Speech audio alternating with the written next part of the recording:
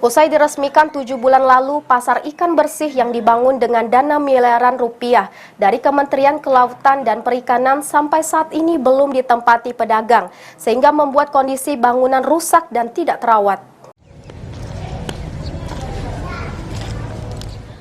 Keraguan pedagang ikan untuk menempati pasar ikan bersih di PTM Kota Prabu Mulih terjawab sudah.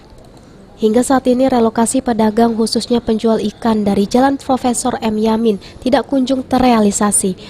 Padahal Desember tahun lalu pemerintah kota telah meresmikan pasar dan sebanyak 92 pedagang setuju menempati lapak bantuan Kementerian Kelautan dan Perikanan. Namun setelah setengah tahun dari peresmian pasar, tanda-tanda lapak akan ditempati belum terlihat.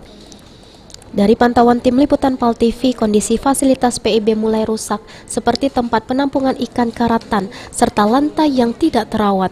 Salah satu warga yang bekerja sebagai penjaga toilet pasar mengaku prihatin dengan kondisi pasar ikan bersih. Menurutnya, jika pedagang ramai-ramai pindah, dipastikan pembeli akan mengikuti. Apalagi dana yang dianggarkan untuk pembangunan PIB tidak sedikit, yakni 1,8 miliar rupiah lebih, jadi terkesan mubazir.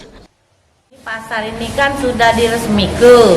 Nah, Cak Mano yang seberang itu balik ke sini.